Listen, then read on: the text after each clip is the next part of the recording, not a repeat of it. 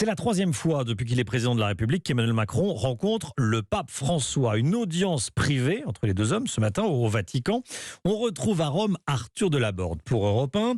Il était question de paix dans le monde, Arthur, avec bien sûr le sujet ukrainien, mais la politique intérieure n'est jamais très loin, surtout à l'heure où des débats de société, Arthur, particulièrement sensibles pour l'Église, agitent le pays, la France. Oui, c'est le cas d'abord de la question de la fin de vie sur laquelle Emmanuel Macron a lancé une convention citoyenne qui devrait déboucher sur une loi. À quelques heures de la visite du président français, le pape François a en effet livré un message très ferme rappelant la position de l'Église catholique sur l'euthanasie.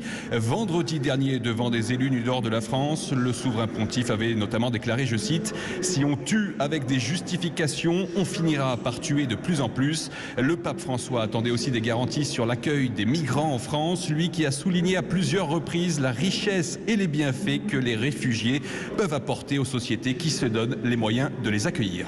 Arthur, hier soir, Emmanuel Macron est devenu le premier chef d'État étranger à rencontrer Giorgia Meloni, la nouvelle première ministre italienne, issue du parti très conservateur Fratelli d'Italia, qui vient tout juste d'entrer en fonction. Qu'est-ce qu'on sait des échanges ?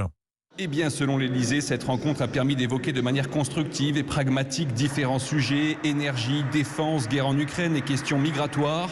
Nous jugerons Giorgia Meloni sur les actes. Il y a une exigence, une vigilance de la part du président, tempère un conseiller. L'entourage du président français qui a confirmé cette entrevue à la dernière minute hier soir. La rencontre s'est d'ailleurs tenue loin de la presse française puisque les journalistes italiens, eux, étaient bien présents à la sortie de l'hôtel où elle s'est déroulée. Emmanuel Macron semble avoir tout fait pour l'éviter, mais après la prise de fonction de la première ministre italienne, il pouvait difficilement refuser cet échange sous peine de plomber des relations jusqu'ici très bonnes entre Paris et Rome. Arthur Delaborde du service politique d'Europe 1.